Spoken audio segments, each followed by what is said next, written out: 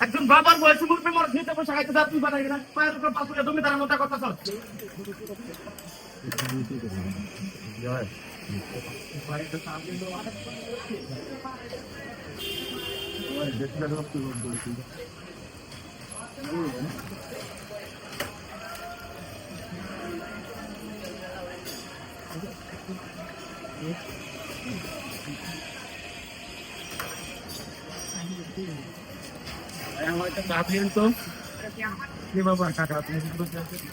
ছোট ভাই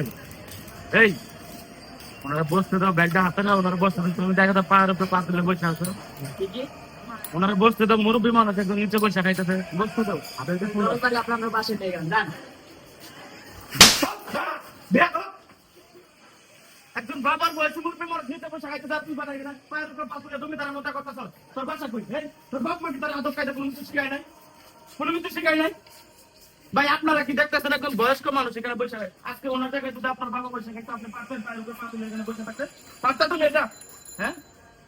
তোমরা এখন তরুণ বয়স তোমার এই দেশ গড়ার দায়িত্ব তোমাদের আর তোমরা কি করতেছো দেশটার অধপতনে নিয়ে যাইতেছো না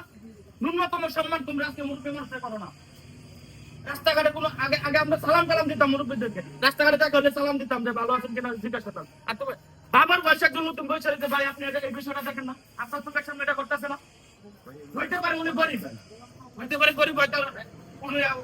দরিদ্র হইতে পারে তাই বলে কি ওনার মন মানুষটা ওনার কি আত্মসম্মান নাই এভাবে যদি চলে তাহলে দেশটা কোন পর্যায়ে যাবে তোমরা চিন্তা করে দেখছো হ্যাঁ দেশ গড়ার কারিগর তোমরা আর তোমরাই যা ধ্বংস করে দিতেছো অন্যায় অপরাধ সবকিছু তোমরা করতেছো সব জায়গায়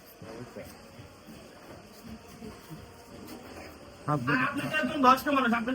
দেখতেছেন বিষয়টা দেখবেন না আর সবচেয়ে বড় বিষয়টা আমাদের গার্জিয়ানরা তারা মানে সন্তানরা কি করতেছে পর্যায়ে না দেখতেছে কোনো কিছু দেখে না অন্যায় করতেছে অপরাধ করতেছে কেউ বাধা বিস্তু করে না সবাই শুধু ইয়ে করেই যায় আপনি কেন আসেন